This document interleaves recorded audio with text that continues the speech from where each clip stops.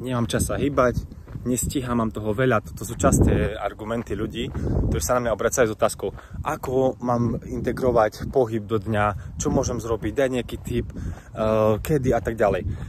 Ja odporúčam ľuďom nezajedať počas dňa veľakrát, jesť umiernene a zajedať skôr pohybom. To znamená, že veľmi často, pravidelne si robí také pohybové prestávky, pohybové snacky, také zajedačky, hej, si predstav také snacky, niečo zobnem.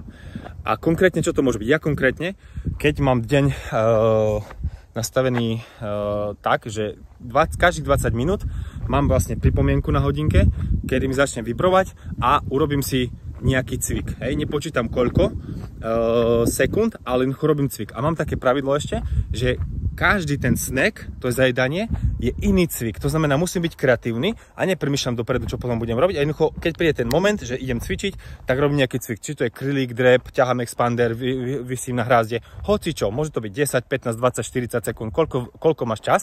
A takýmto spôsobom si predstav, že si bdieli 15 hodín počas dňa.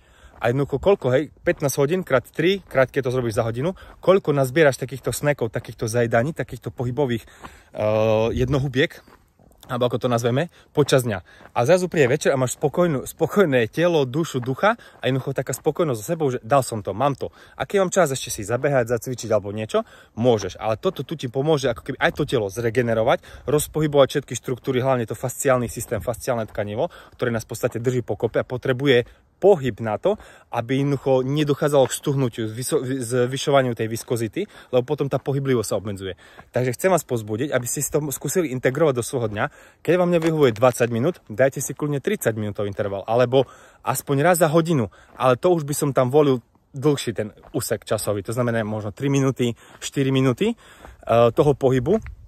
Takže to môže byť jeden z receptov, ktorý mne sa osvedčil osobne a veľmi veľa ľuďom pomohlo vlastne keby to v tom budovaní tej kondície. A vyskúšajte si napríklad, kde ste dneska v tej kondícii, napríklad v klikoch, v hrazde, v drepoch a v rôznych cvikoch, alebo ako vyzeráte, ako máte muskulatúru, ako máte osvalené to telo, aký tónus toho tela. A uvidíte, neviem, po týždni takéto aplikácie, po 2 týždňoch, čo sa stane, keď ten stimul do toho tela dáme. Takže chcem vás pozbudiť. My tu máme veľmi krásne, 18 stupňov, až jarné počasie, som až prekvapený. Akurát som na behu, kraťa si tričko, teda tielko. Takže vás pozbudzujem aj implementovať alebo integrovať pohyb. Môžeme povedať, že za 0 času, ako keby, hej, za 0 nejaké námahy. Ani sa nejak extrémne nespotíte do toho dňa a budete naozaj, uvidíte ten dopamín, čo zrobia, tá spokojnosť, ten serotonín a tie všetky hormóny uspokojenia, to je, že wow. Stačí zažiť, makajte.